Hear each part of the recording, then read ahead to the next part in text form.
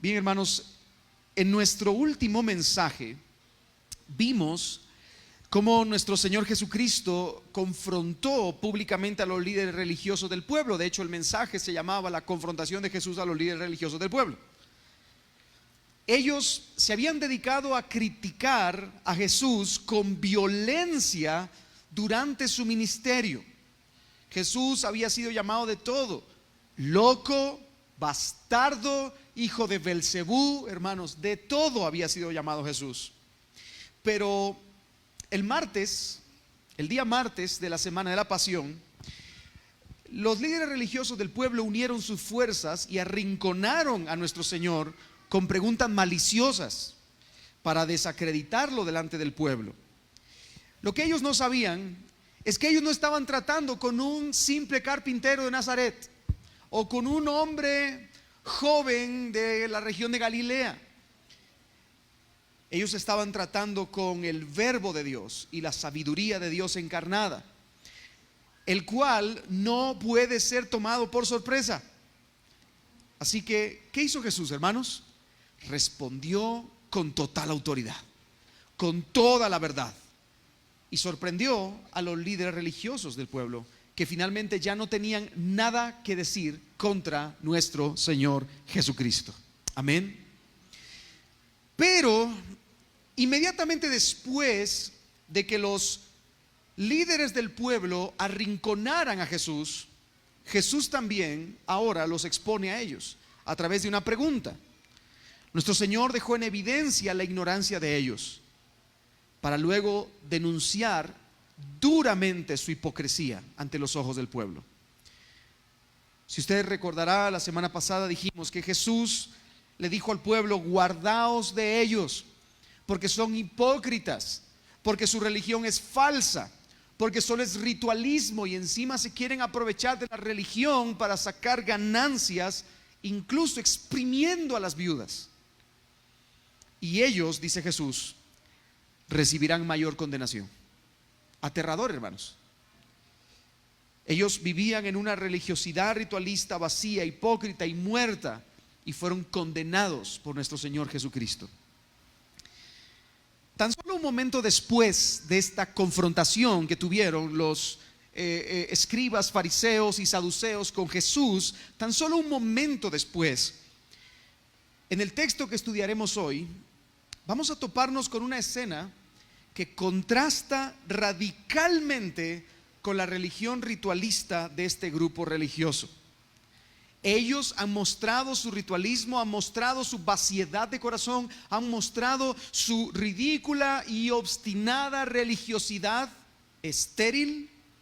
Pero ahora vamos a ver un acto de verdadera devoción, que a diferencia de la vida de los religiosos, ¿cómo respondió Jesús? Guardaos de ellos, apartaos de ellos, ay de vosotros, escribas y fariseos, dijo Jesús.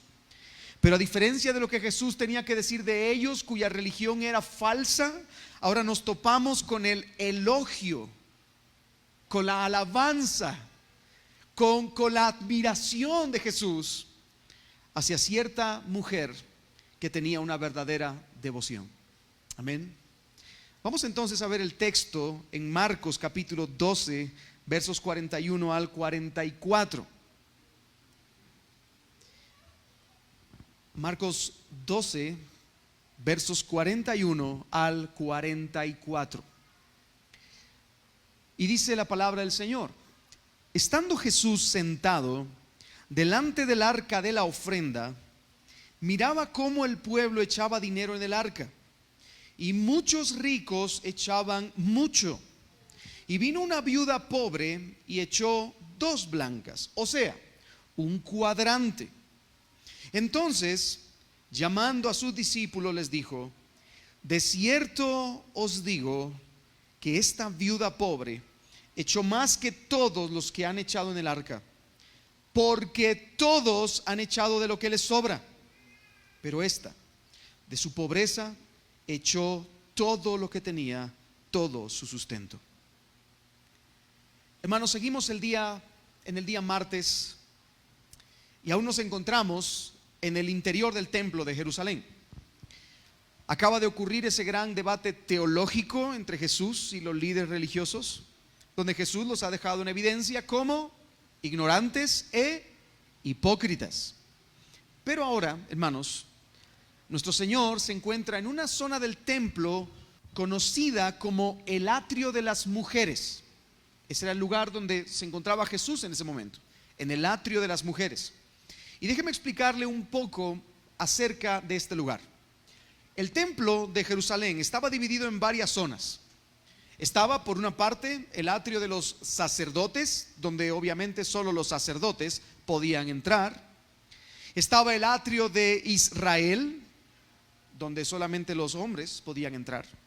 Estaba el atrio de los gentiles en la parte exterior, donde vimos a Jesús hace muy poco echando fuera a los vendedores y cambistas, porque allí se había formado un mercado en medio del atrio de los gentiles, que era un lugar de oración. Y finalmente, un poco más al centro del templo, tenemos el atrio de las mujeres. ¿Qué era el atrio de las mujeres? Bien, el atrio de las mujeres era una zona donde podían estar juntos los hombres y las mujeres. De ahí su nombre, el atrio de las mujeres. Este era el lugar, obviamente entonces, de mayor concurrencia dentro del templo. Allí se reunían generalmente para orar, para recibir la bendición de los sacerdotes y esto es importante, para entregar sus ofrendas, ¿verdad?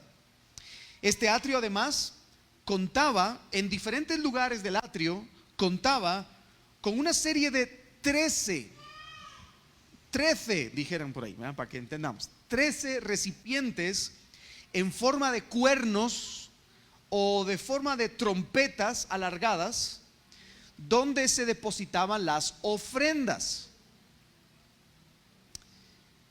Algunos dicen que estos recipientes eran metálicos.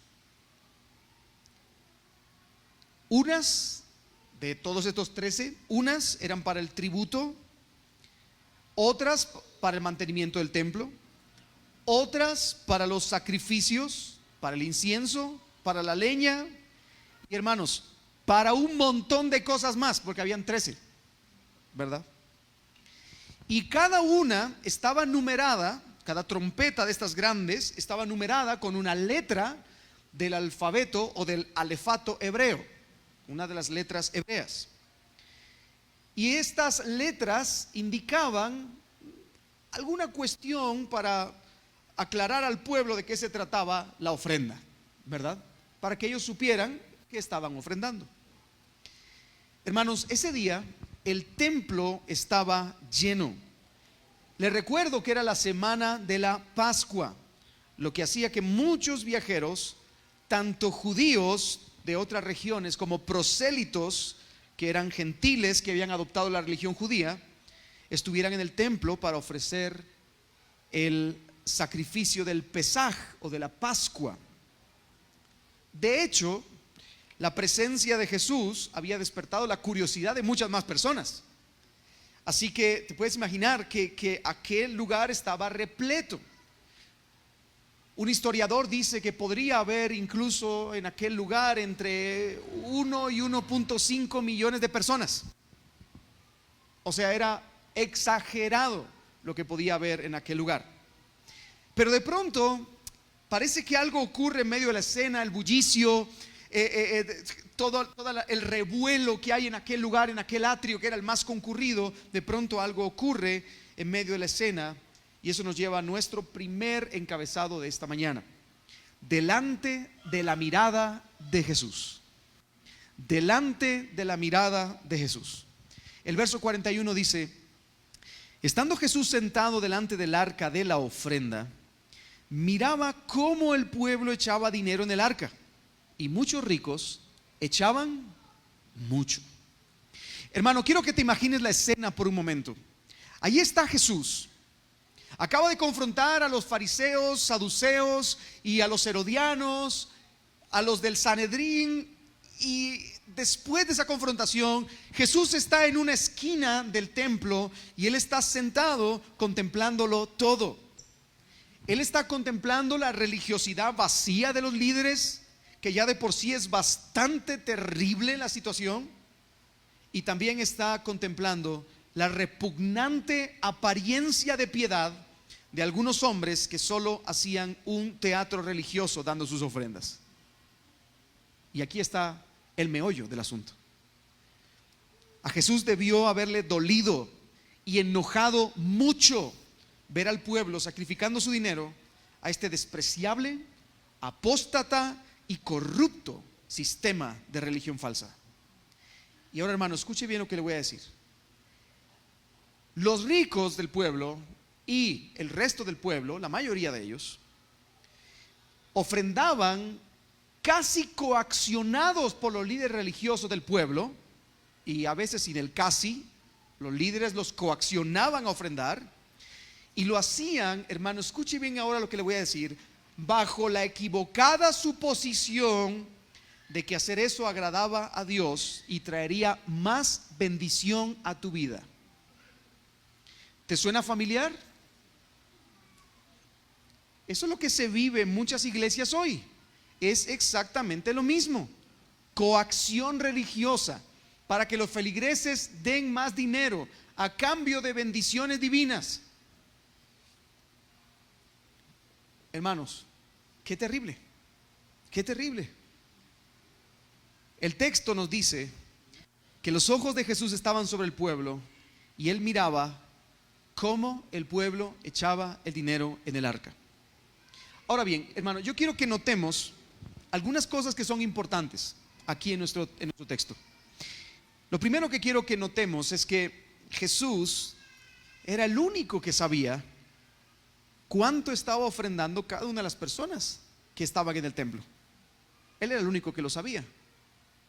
Pero lo más importante es que Jesús era el único que podía ver la actitud, los deseos y las motivaciones secretas de los corazones de ellos. ¿Me sigue, hermano? Él sabía cuánto dinero estaban depositando en las urnas, pero él también sabía lo que había en el corazón de ellos. Jesús sabía cuánto ofrendaban, pero también por qué ofrendaban. Y hermanos, esto deberíamos aplicarlo a nosotros también. Debemos ser muy conscientes, hermanos, que aunque no veamos al Señor aquí en medio nuestro, en este lugar, el día de hoy, el Señor sí nos ve a nosotros. Su mirada está puesta sobre su iglesia. Hermano, Dios está presente aquí. Amén. El mismo que se sentó en el atrio de las mujeres, pesando el corazón de los hombres, hoy está sentado entre nosotros también. El apóstol Pablo, y yo lo usaba ese texto en la oración, el apóstol Pablo dice: nosotros no somos como muchos que comercian con el evangelio, sino que como delante de Dios. ¿Por qué? Porque Dios está aquí. Delante de Dios y de parte de Dios hablamos en Cristo. Hermanos, el Señor está en medio de nuestras reuniones. El Señor nos ve y Él observa lo que hacemos en cada actividad. Y hermano, Él sabe si vas a ofrendar o no. Él sabe con qué motivación vas a ofrendar. Hermano, Él sabe lo que das y Él sabe también por qué lo das. ¿Me sigue hasta aquí? El Señor observa y conoce nuestros corazones, hermanos. Él es el único que sabe cuántos están ofrendando desde la religiosidad y cuántos están ofrendando desde la adoración, porque es diferente. Hermano, yo puedo ponerle un precio a mi ofrenda y ponerlo como algo constante en mi estilo de vida, y eso ofrendarlo simplemente como parte de mi actitud religiosa. Vengo a la iglesia, hago oraciones, me siento a escuchar la prédica, alabo al Señor, me sé las canciones, ni tan bien, pero me las sé de vez en cuando, y ofrendo. Lo podemos tomar incluso como parte de nuestra religiosidad. Pero hermanos, Cuando nosotros ofrendamos, es un acto de adoración a Dios también. Así que nosotros deberíamos ofrendar no como un ritual más, sino como dándonos al Señor a través de nuestras ofrendas. ¿Me sigue, hermanos, aquí? Y por favor, yo no quiero que piense que este tema está relacionado exclusivamente con el dinero, porque de acuerdo al título del mensaje de hoy estamos hablando de la verdadera y genuina devoción. Así que Dios no solamente observa cuánto das y cuál es la motivación de tu corazón, hermano. Dios observa tu ofrenda, pero también Él sabe con qué corazón estás levantando tu voz para cantarle alabanzas a Él. Si lo estás haciendo con un corazón genuino, si lo estás haciendo con un corazón que le agrada o no, o lo estás haciendo con un corazón religioso nada más. Hermanos, Él sabe con qué corazón estás recibiendo también la palabra el día de hoy. ¿Como un compromiso? ¿Como un check más en tu lista de actividades de la semana? ¿O como un acto de adoración? Hermano, escúchame bien lo que te voy a decir. Dios oye nuestras oraciones en público, engalanadas y brillantes, que parecen exhibiciones de Biblia y teología. Dios escucha eso. Pero también Dios conoce tu silencio cuando no oras en casa. Él conoce también la relación que tienes con los hermanos que se encuentran bajo este techo, porque hasta eso es un acto de adoración al Señor. La comunión entre los santos es un acto que adora al Señor. Él conoce qué hay detrás de tus miradas, de tus besos y de tus abrazos hacia el hermano. Cuando te acercas y lo saludas y lo abrazas y le dices que Dios te bendiga, hermano, o a la hermana, y le das un beso, pero en tu corazón hay odio, rencor, amargura, resentimiento. Dios lo conoce todo. Hermano, la mirada de Jesús está siempre viendo a su iglesia. Estamos delante del Dios que todo lo ve. Y eso jamás lo podemos olvidar. Porque hermano, de verdad es increíble y es a la vez atemorizante, especialmente para los que estamos al frente, predicamos o dirigimos. Es increíble y atemorizante saber que Dios está aquí, escuchando lo que decimos de Él por medio de su palabra. Es atemorizante, hermanos. Es confrontante. Hermanos, lo más importante entonces es que en este lugar Dios vea verdadera devoción y no una religiosidad hipócrita y vacía. Dios no quiere verte simplemente levantar tus manos por levantar tus manos. Dios quiere verte con un corazón devoto, con un corazón que le ama, con un corazón que le busca, con un corazón que se deleita en Él, con un corazón que le alaba y que le exhibe delante de todos como aquel que es el glorioso. Así que, volviendo a nuestro texto, aquí está el maestro, sentado, observando tanto lo externo como lo interno. Y se nos dice que él miraba cómo el pueblo echaba dinero en el arca, ¿no es cierto? Pero a continuación, en el verso 41 nos dice: y muchos ricos echaban mucho. Muchos ricos echaban mucho. Hermanos, en aquella época las ofrendas no se podían realizar por transferencia, ¿verdad? No había cuentas bancarias, no existían billetes, mucho menos tarjetas. En aquel momento solo contaban con monedas de diferentes tamaños y de diferentes valores, algunas más grandes que otras en valor y en tamaño. Y curiosamente, hermanos, Marcos utiliza una palabra para describir el tipo de moneda que ellos usaban. Se trataba de una moneda de cobre, que por cierto son de las que más hacen ruido al chocar con otra moneda.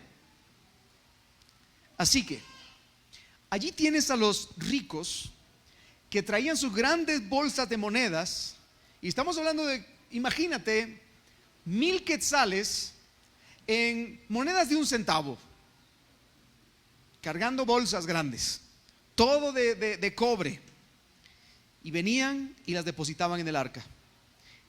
Imagínate por un momento el ruido que eso tenía que hacer. Especialmente, como dije, porque hay algunos historiadores que dicen que probablemente las arcas, las urnas, eran de bronce o de cobre, metálicas. Así que te puedes imaginar cuánto ruido podía hacer eso delante de todos. Hermanos, ese momento era un espectáculo auditivo. No solamente Jesús se estaba dando cuenta, sino que, hermanos, esto era una exhibición para que todos escucharan lo que ellos hacían. Esto no era un acto de verdadera adoración y devoción a Dios, era una exhibición, era un show que ellos hacían, un teatro. Ahora bien, hermanos, no hay nada de malo, bíblicamente hablando, no hay nada de malo en ser rico. No es que vamos ahora a señalar a los ricos, ¿verdad? Tampoco hay nada de malo en echar mucho dinero a la urna para ofrendar al Señor. Y tampoco hay nada de malo en el hecho de que las ofrendas puedan sonar. El problema principal al que Jesucristo apunta, así como lo ha hecho en cada una de las ocasiones de su ministerio, el gran problema está en el profundo corazón corrupto de estas personas. ¿Me sigue, hermano? Su problema estaba en el corazón.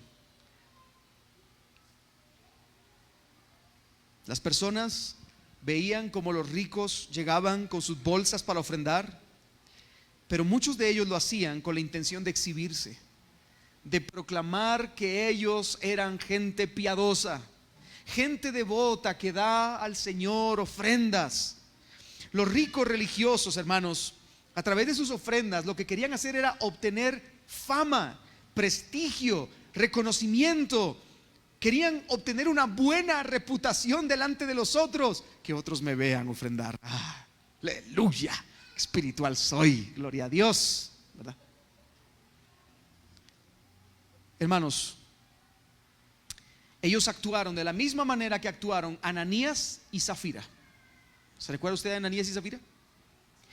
Este matrimonio decidió vender un terreno que tenía para ofrendarlo y ponerlo a los pies de los apóstoles.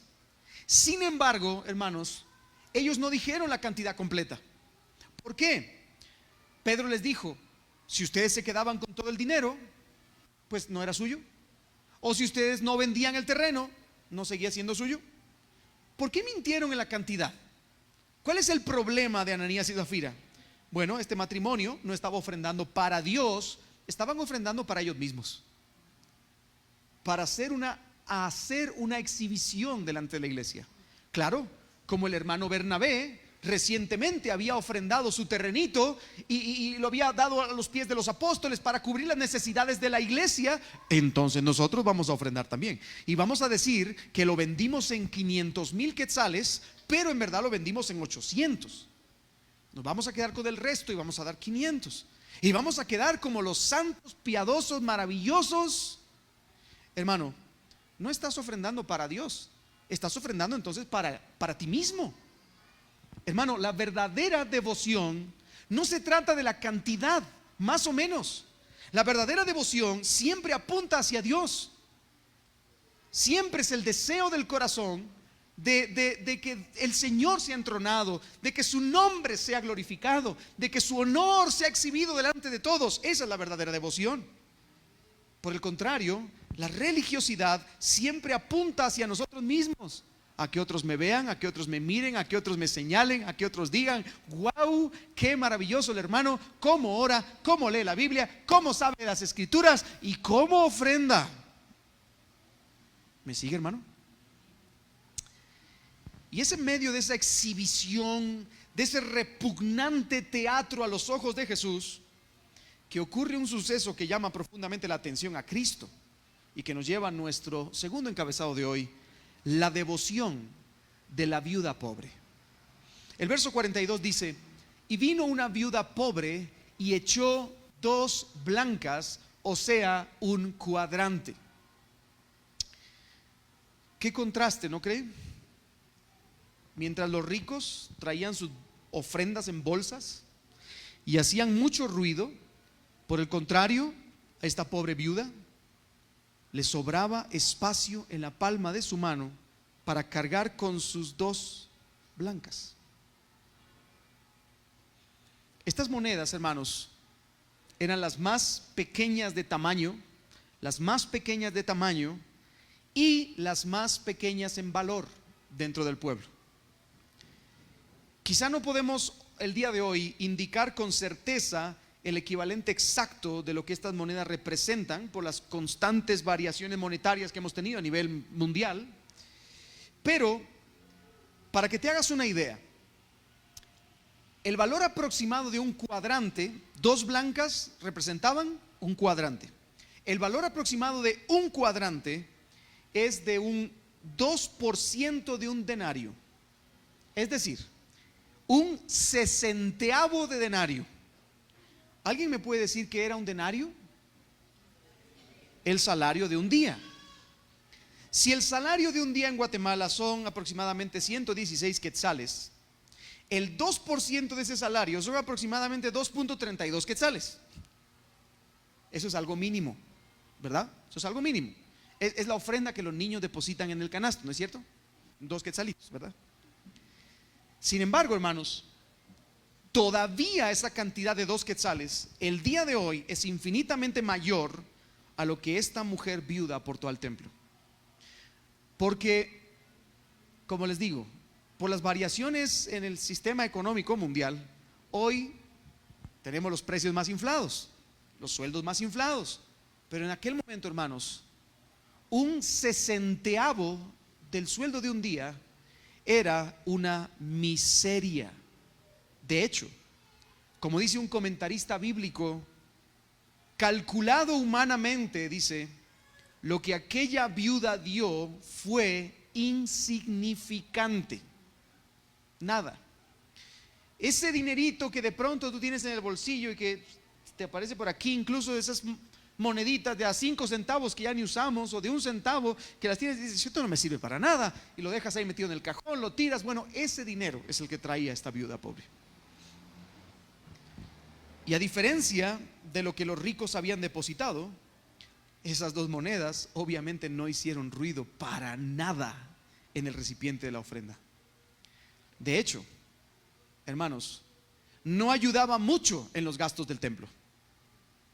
Probablemente al verla los sacerdotes se hubieran quedado así, uy, esto tírenlo, ¿verdad? Sigamos contando la ofrenda de los ricos. Pero hermanos, lo que nadie vio y nadie escuchó fue visto y escuchado por nuestro Señor Jesucristo. Esas monedas que no servían de mucho produjeron admiración en el Creador de los cielos y de la tierra. Porque, hermanos, cuando Cristo vio a la multitud traer sus ofrendas, nada le sorprendió. Pero cuando vio a esa pobre viuda, mire lo que dice el verso 43. Entonces, llamando a sus discípulos, ¿se puede imaginar, hermano? Cristo en silencio, observando en una esquina, en el atrio de las mujeres, viendo cómo ofrendaban los múltiples ricos, pero de pronto una mujer viuda ofrenda algo insignificante y Jesús la ve y dice, muchachos, ojo, ojo, ojo ahí. Imagínense ese momento. Eso tuvo que haber sido explosivo. Y los discípulos como, ojo, ¿dónde? ¿Detrás de la viuda o qué? ¿Verdad? Jesucristo llamó y esta expresión es una expresión como de admiración. Llamando a sus discípulos, les dijo, de cierto os digo que esta viuda pobre echó más que todos los que han echado en el arca. Pero Señor, me puedo imaginar que ese fue Judas, ¿verdad? Que dijo eso. ¿Acaso no has visto que el sabio Yosef ha traído 2 bolsas gigantes llenas de monedas para entregarlas al templo? ¿Cómo dices que ella ha dado más que todos los que han echado en el arca? Y me puedo imaginar esa escena más o menos así. Hermanos, Jesús se sorprendió de esta mujer tanto como ocurrió con la mujer sirofenicia. No he hallado tanta fe en Israel. O como ocurrió con el centurión romano, cuyas palabras fueron lo mismo. No he hallado tanta fe en Israel. ¿Pero por qué? ¿Por qué se sorprendió? Bueno, Lo que sorprende y maravilla a nuestro Señor no es la opulencia, jamás. No es la riqueza, nunca. No es la religiosidad ritualista y muerta, sino la verdadera fe y la devoción verdadera que había en el corazón de aquella viuda. Eso fue lo que lo sorprendió. Las monedas fueron solamente un medio, pero lo que había en el corazón de aquella mujer era increíble. Esta mujer quizá era muy pobre, pero su corazón era muy rico. Esta mujer no tenía nada económicamente hablando, pero rebosaba de devoción a Dios. Por cierto, observa un poco más a detalle la situación de esta mujer. Por favor, detengámonos en los detalles por un momento. La mujer, dice el texto, que estaba entregando todo lo que tenía. Hermanos, si todo lo que tú tienes es el 60avo de un denario, que es el sueldo de un día, eso significa que no tenía nada, que la mujer era sumamente pobre. Ella era realmente pobre. Además, hermanos, ella era una mujer, con todo lo que conlleva ser mujer en aquella época. Y por si fuera poco, para colmo, el texto nos dice que era viuda. ¿Eres consciente de esta terrible situación? O sea, era pobre, era mujer en una cultura marcadamente machista y era viuda. Y encima, si usted recordará el texto que leíamos la semana anterior en Marcos, dice el verso 40, hablando de los fariseos, que ellos devoran las casas de las viudas. Hermanos, ¿eres consciente de la terrible situación de esta mujer? Esta mujer verdaderamente, hermano, no tenía nada ni a nadie, pero con su ofrenda estaba demostrando una devoción auténtica, incomparable, una devoción alabada y aclamada por nuestro Señor Jesucristo. Y esta devoción se manifiesta al menos en 3 cosas diferentes. Lo primero, hermanos, Dios era su verdadero tesoro. Dios era su verdadero tesoro. Aunque esta mujer no tuviera nada más que un par de monedas como todo su sustento, porque era todo lo que tenía, dice Jesús, su corazón rebosaba de profunda devoción y por eso lo dio todo. Hermanos, la devoción verdadera hace de Dios su más grande tesoro. Aunque no encuentres nada más en esta tierra aparte de Él, Dios es tu más grande tesoro. Como decía el salmista David, ¿a quién tengo yo en los cielos sino a ti? Y fuera de ti nada deseo yo en la tierra. Hermano, el corazón devoto de una persona que verdaderamente es devota clama la misma oración que David: solo te tengo a ti. Fuera de ti nada deseo en esta tierra. Lo que tengo me lo has provisto tú. Mi trabajo me lo has dado tú. Mis posesiones me las has dado tú. Si tengo algo maravilloso, brillante, no sé, una casa, un carro, un buen sueldo, un teléfono, lo que sea, Dios, tú me lo has dado todo. Y por eso nada de esos tesoros es más brillante. Y fuera de ti nada deseo. Hermanos, ese es el corazón de una persona que vive en verdadera devoción. Ese es el corazón que estaba manifestando esta mujer con sus 2 moneditas al llevarlas al templo. No tengo nada, Señor, pero esto que tengo, muy poco, te lo entrego a ti porque tú eres mi más grande tesoro. Lo segundo que nos muestra esta mujer es que había gratitud en su corazón hacia Dios. Había gratitud en su corazón hacia Dios. Aunque ella no tuviera nada, hermanos, Jesús la señala como aquella cuya ofrenda había superado por mucho las ofrendas de los demás, ¿no es cierto? ¿Por qué? Porque cuando los demás hacían las cosas para obtener algo, ella lo estaba haciendo porque estaba agradecida con el Señor. Y mire qué interesante, hermano, como dijo el apóstol Pablo, yo he tenido de todo, abundancia y escasez, y en todo he sabido estar contento. Ese es el corazón de una persona que vive verdadera devoción. En todo momento estoy contento hacia el Señor. Bienaventurado sea tu nombre, Señor. La mujer de Job lo pierde todo, pierde a sus hijos, pierde el negocio de su marido, las propiedades de su marido, y la mujer no tiene otra cosa que decirle a su marido: mira, mejor maldice a Dios y muérete. ¿De qué te sirve la vida, hombre? En cambio Job dice: mira, mujer, fue Dios el que dio y fue Dios el que quitó, así que sea el nombre de Jehová bendito. ¿Qué muestra eso, hermano? Un corazón de devoción. Está demostrando un corazón donde hay gratitud. Donde Dios es su mayor tesoro, también allá hay gratitud. Y lo tercero, hermanos, esta viuda pobre está mostrando que era totalmente dependiente de Dios.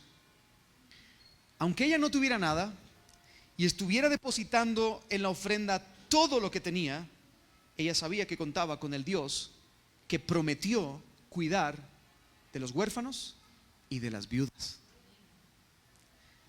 Ella tenía puesta toda su confianza en Dios porque conocía a Dios. Y conocía a Dios porque conocía las Escrituras. Hermanos, ella sabía que Dios había prometido ser el esposo, el sustentador y el proveedor de las viudas. Y por todo lo contrario, ella quería darle lo último que tenía a su buen Dios. ¡Wow! ¡Qué corazón más dependiente! Un corazón devoto es un corazón que depende del Señor.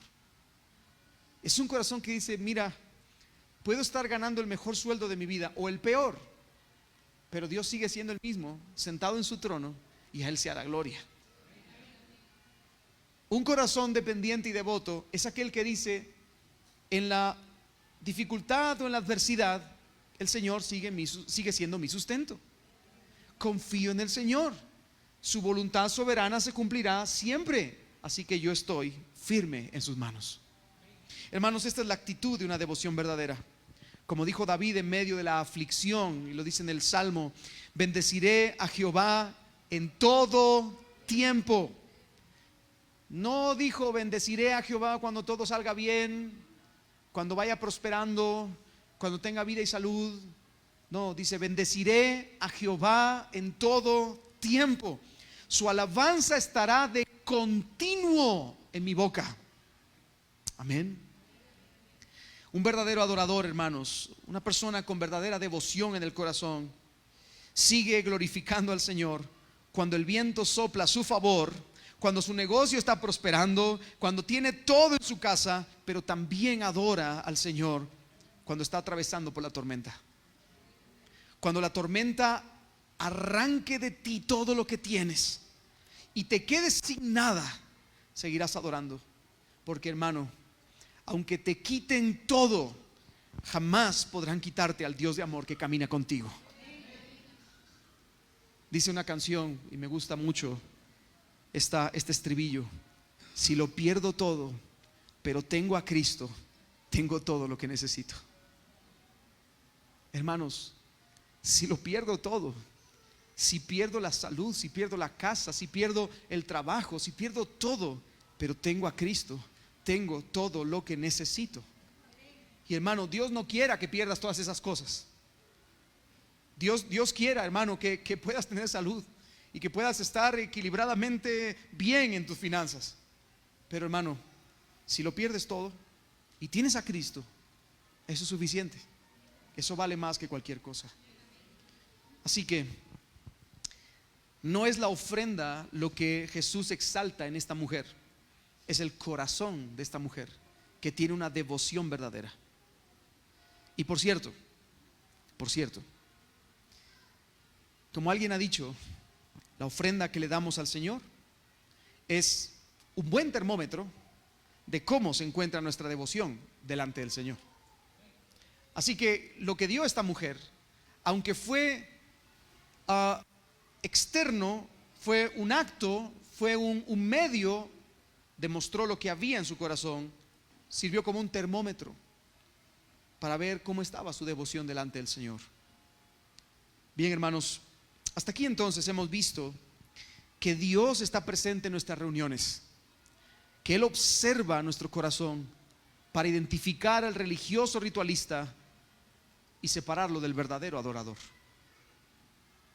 Cuidado con actuar como los ricos de nuestra historia. Hermano, tengamos cuidado de actuar como los ricos de nuestra historia, que solo ofrendaban para ellos mismos. Cuidado con hacer cosas con una motivación incorrecta. Yo voy siempre al culto, yo siempre canto, yo siempre ofrendo, yo siempre escucho la predicación, con un ojo apagado y un ojo encendido, pero escucho la predicación. Yo siempre estoy ahí. Hermanos, está bien. ¿Esas son cosas correctas, sí o no? ¿Sí o no? ¿Un cristiano debería hacer esas cosas, sí o no? Lo del ojo apagado no, pero sí, ¿verdad? Deberíamos hacerlo. Pero hermanos, si la motivación de mi corazón es completamente opuesta a lo que Dios demanda de mí, que es ser un verdadero adorador con una devoción correcta, entonces yo estoy haciéndolo mal, desagradando a Dios, aún haciendo cosas correctas. En segundo lugar, también hemos contemplado la belleza de la pobre viuda adoradora, una mujer que tenía 2 blancas en su mano, pero un tesoro espiritual en el interior de su pecho.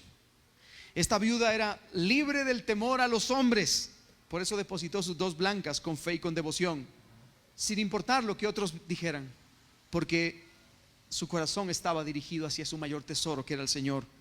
Y al final obtuvo la mayor recompensa. ¿Recuerda usted cuando Jesús habla acerca de la oración, del ayuno y del dar limosna? Jesús dice: cuidaos de no hacer estas cosas como los hipócritas, que lo hacen públicamente para ser vistos, porque ellos ya tienen su recompensa. ¿Cuál es la recompensa que tienen ellos? Ser vistos. Ellos quieren ser vistos, muy bien, van a ser vistos, esa es su recompensa. Pero hermano querido, si ese es tu mayor logro, estás perdido, aniquilado completamente. Porque el mayor logro, hermanos, es que nuestro corazón devoto, nuestra verdadera adoración, pueda sorprender y maravillar a la persona de Jesucristo. Eso es lo que buscamos. Ahora, me gustaría cerrar este mensaje en los próximos minutos que tengo, haciendo una cirugía un poco más profunda. ¿Se anima conmigo a hacer esta cirugía?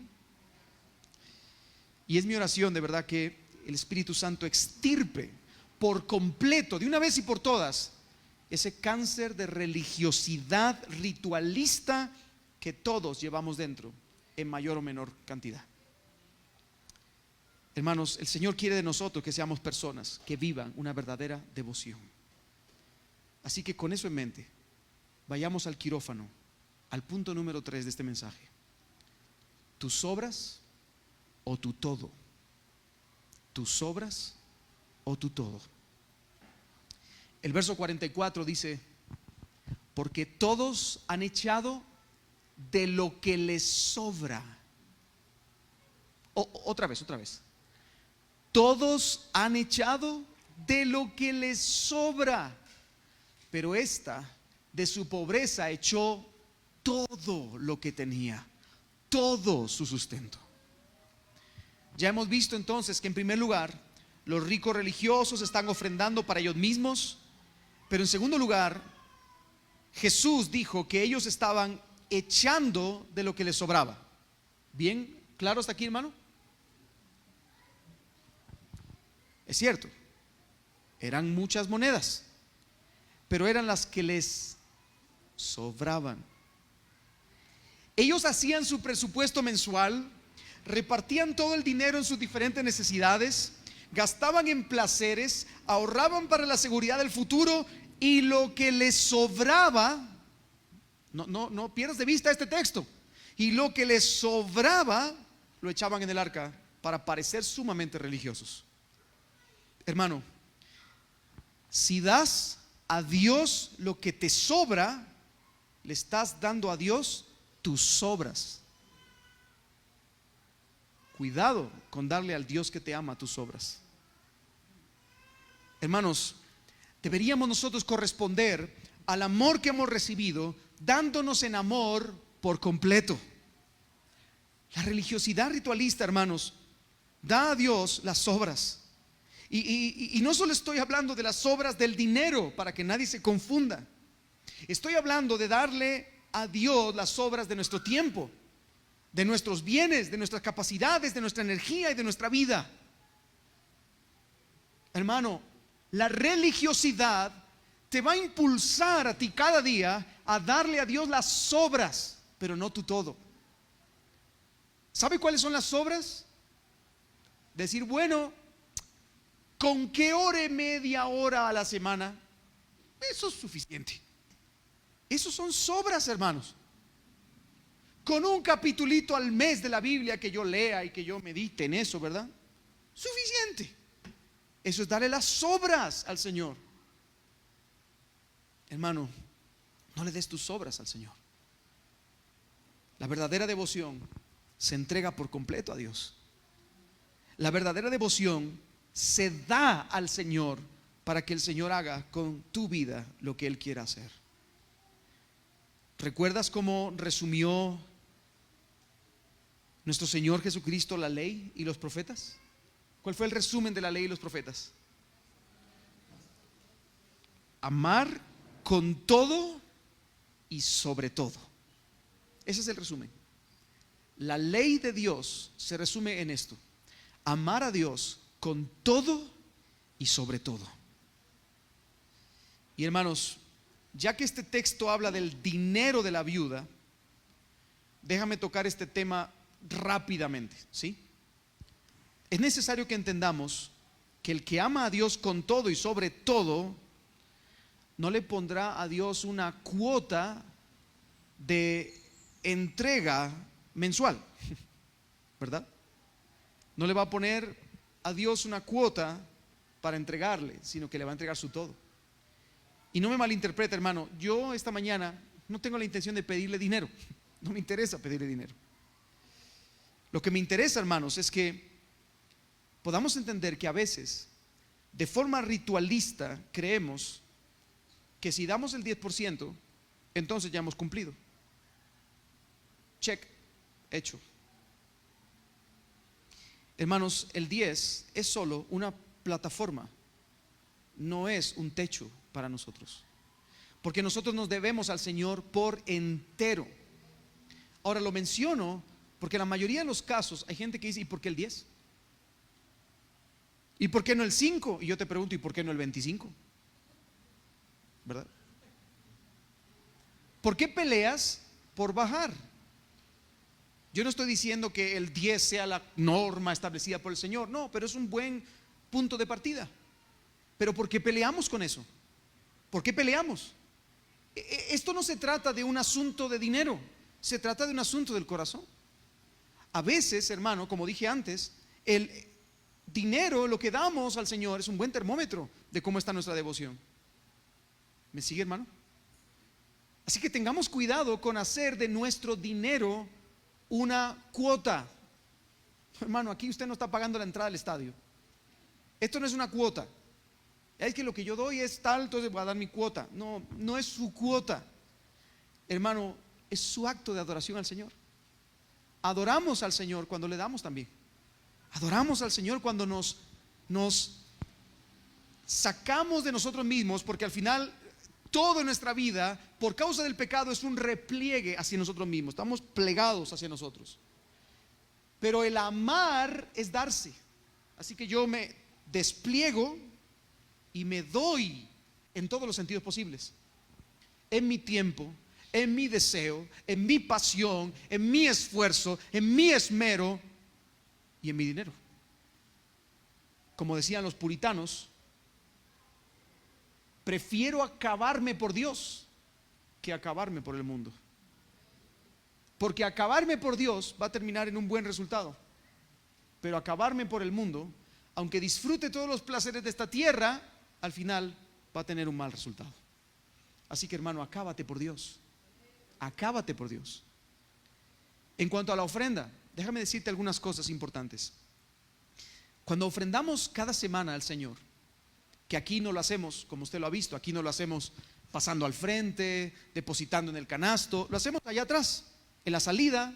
Algunos lo hacen a través de una transferencia, otros pues no lo hacen, tampoco los vamos a juzgar ni a mandar al infierno, ¿verdad?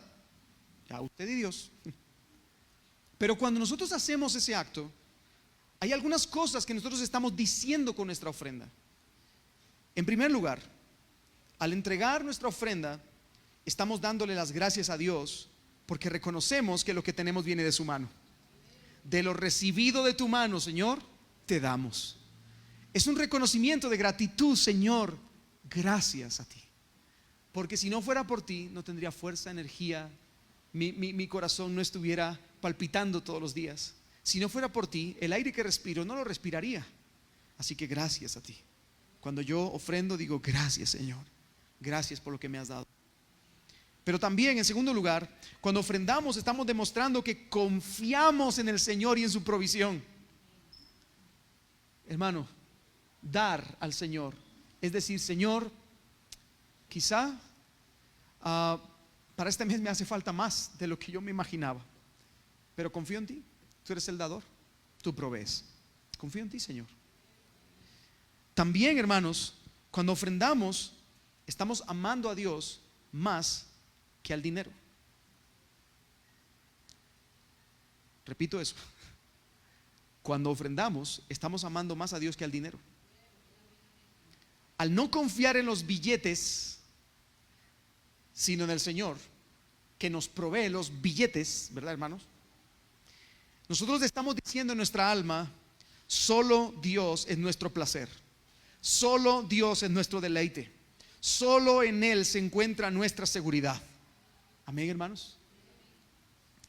Y finalmente, cuando ofrendamos, demostramos que nos importa la extensión del reino, más que la extensión de nuestro diminuto reino. Hermano, es verdad, algunos, si no ofrendaran, podrían comprarse un par de cosas más durante el mes. O si lo ahorran, quizá, no sé, unos buenos tenis de marca o un reloj Gucci, Cartier. No, el Cartier es muy caro, pero no sé, quizá usted puede comprarse cosas así para aumentar y hacer crecer su propio reino. Pero hermanos, cuando nosotros ofrendamos, nosotros estamos diciendo al Señor, Señor, me importa la extensión de tu reino. Yo quiero que tu reino se extienda.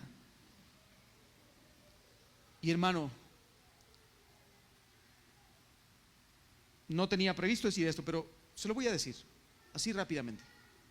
En esta iglesia, todo el dinero que se tiene, que se deposita en las ofrendas y los diezmos que algunos dan, todo el dinero al final forma a ser parte de una cuenta común. Y de esa cuenta común se pagan los distintos gastos de esta iglesia. Por ejemplo, se paga el pago de este local donde estamos, se paga el mantenimiento de muchas cosas, se pagan los insumos que utilizamos aquí, se paga bueno, todas las cosas que tenemos, instrumentos, todas estas cosas, se va pagando progresivamente. Y también se le da un sueldo al pastor que se dedica a tiempo completo, pero es un sueldo, no es todo el dinero. Y como yo no recibo todo el dinero que ingresa allá, yo también ofrendo como pastor, porque yo también soy parte de esta iglesia y porque yo también amo al Señor y yo también quiero darle al Señor de lo que el Señor me ha dado. El hecho de que yo perciba un sueldo de parte de la iglesia, eso no significa que yo no vaya a ofrendar a la iglesia. Al contrario, para mí es un honor, es un privilegio. Y lo he hecho a veces con mis hijos. Los traigo, les tomo el sobre y le digo a ellos, esto lo estamos haciendo en adoración al Señor, y depositamos el sobre. Hermanos, tengamos cuidado con lo que damos, porque eso que damos es un buen termómetro de nuestra devoción también delante del Señor. Pero yo no me quiero enfocar en el dinero, que es el tema obvio en este texto, hermano, porque aquí está hablando de dinero. Pero no me quiero enfocar solamente en eso. quiero afinar mucho más y cortar mucho más profundo. Ahora estamos en el tejido adiposo. ¿Qué nos falta? Músculo. Y luego entramos a las vísceras, ¿verdad, hermano Héctor? Cortemos el músculo, hermano. Dios quiere todo de ti. Todo tu amor, toda tu devoción. Él no quiere competencias. Él no quiere que busques otros señores en tu vida. Él no quiere que levantes otros ídolos delante de Él. No tendrás otros dioses delante de mí. ¿Qué ídolos? Comodidad, ocio, placer, familia, esposo, esposa, hijos. Todo se puede convertir en un ídolo. Hasta incluso el aparatito que tienes metido en el bolsillo puede convertirse en un ídolo. Hermano, Él quiere que Él sea el todo en nosotros y que nosotros estemos dispuestos a darnos por completo a Él. Cuando Jesús llamó a sus discípulos, Jacobo y Juan, dice que al instante dejaron sus redes. ¿Cómo no? De plano eran pescadores y Jesús los iba a convertir en apóstoles.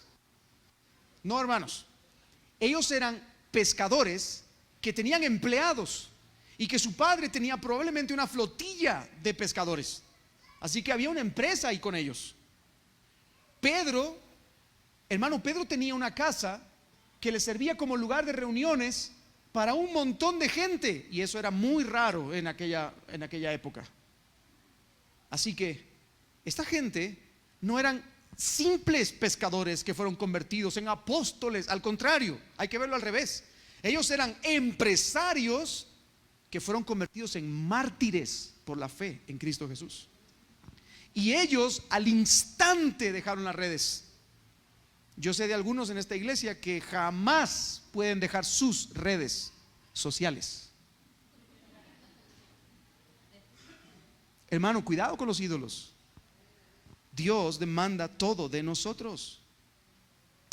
En Isaías capítulo 6, Dios le pregunta al profeta, en aquella visión que él tiene, él ve su trono alto y sublime, y las faldas de su ropa cubrían todo el templo, y él en esa visión donde los ángeles cantaban santo, santo, santo, de pronto Dios se pronuncia y Dios dice: ¿a quién enviaré?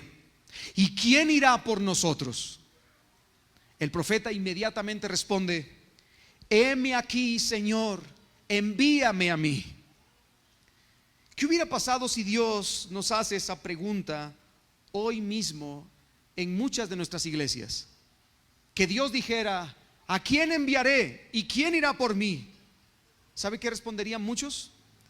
¿A dónde, Señor? ¿Cuánto tiempo me quieres allí? ¿Me voy a tardar mucho en lo que tú me vas a mandar? ¿Voy a volver pronto? ¿Me va a costar demasiado? Esa sería la respuesta de muchos. Hermanos, Dios no quiere tus obras. Dios quiere que con firmeza te pares delante de Él contra viento y marea y le digas: heme aquí, Señor, hasta el final de mis días soy tuyo para siempre, haz conmigo como tú quieras hacer. No le des al Señor las obras, hermano. Ama, adora y sacrifícate por Él con verdadera devoción. Entrégate cada día más al Señor, hermano. Entrégate cada día más al Señor. Dios busca la verdadera devoción. Cristo alabó en aquella viuda la verdadera devoción. Hermano, se trata de darle el todo a Dios sin reservas. ¿Hay algo en lo que tú estás poniendo reservas al Señor? Sí, Señor, pero en este área todavía no, ¿verdad? Sí, Señor, yo soy todo para ti. Heme aquí, Señor, lunes, miércoles y domingo, Señor. Se trata de darle todo al Señor sin reservas. Por eso quiero terminar preguntándote algunas cosas, hermano. ¿Le estás dando al Señor las obras de tu dinero, de tu tiempo, de tus fuerzas, de tu servicio, de tu hospitalidad, de tu adoración, de tu pasión, de tu amor? ¿Estás dando tus obras a Dios? ¿O estás viviendo en una devoción verdadera con todo y sobre todo? Examínate hoy, hermano. De verdad. Practícate esta cirugía. Métete cuchillo, hermano. Ábrete lo profundo de tus entrañas. De forma espiritual, claro. Y examínate. El amor de Cristo, como dijo el apóstol Pablo, el amor de Cristo por ti te constriñe, te empuja, te impulsa, te motiva a dar tu todo por amor a Él. Hermano, es lo suficientemente grande para ti el amor de Dios en Cristo Jesús para empujarte a dar el todo por Él. Escucha esto, es evidente para los que te rodean que Jesús es el tesoro más glorioso de tu vida. Es evidente cuando la gente te ve a un apasionado, entregado por el Señor. Toda tu vida está consagrada por entero a aquel que murió y resucitó por ti. Porque sabes algo, si estás dando a Dios tus obras, me temo que no hayas entendido muy bien el Evangelio. Ese es el temor más grande que tengo. Y por si acaso, déjame resumírtelo muy rápidamente con un texto que ya hemos explicado y predicado en varias ocasiones en esta iglesia. Segunda de Corintios 2:15. El apóstol Pablo, hablando a los hermanos de Corinto, les dice: y por todos murió. Expliquemos eso. ¿Quién fue el que por todos murió? Cristo. ¿Y por qué tuvo que morir, hermano? Porque la paga del pecado es muerte, y como nosotros habíamos pecado, entonces tenemos que morir. Así que Él tuvo que morir en lugar de nosotros, para declararnos justos a nosotros delante del Padre. Hermanos, su muerte expiatoria, su muerte sustitutiva, nos da a nosotros libre acceso al Padre. Él murió por nosotros y por todos murió. ¿Qué dice después? Para que los que viven, hermano, ¿qué significa eso? Inmediatamente aquel que ha sido justificado ha nacido de nuevo. Hermano, hemos nacido a una nueva vida. Ya no vivo yo, mas vive Cristo en mí. ¿Qué fue lo que le dijo Jesús a Nicodemo? Querido Nicodemo, por muy fariseo que tú seas, por muy líder religioso que seas, por muy importante que seas dentro del pueblo, incluso por muy judío que tú seas, te es necesario nacer de nuevo. ¿Por qué? Porque todos estamos muertos. Así que Cristo por todos murió, para que los que viven, mira el propósito, ya no vivan para sí mismos. Wow, ¿por qué? Porque, hermano, digamos que el ADN del pecado, en esencia, es querer vivir para nosotros mismos. Incredulidad, idolatría y soberbia. Querer vivir para mi propio reino, para mi propio trono, para mi propia justicia, del hombre, por el hombre y para el hombre. Vivimos nosotros en este mundo queriendo construir nuestras propias torres de Babel para alcanzar el cielo, por nuestro propio honor, por nuestro propio mérito. Pero, hermano, Cristo murió por ti, para que los que viven, y por cuanto ahora vives, ya no vivas para ti mismo.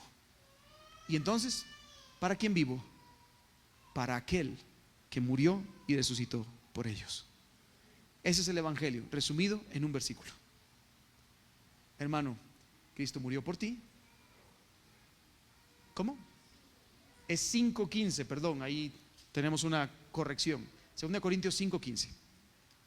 Y por todos murió, para que los que viven ya no vivan para sí, sino para aquel que murió y resucitó por ellos.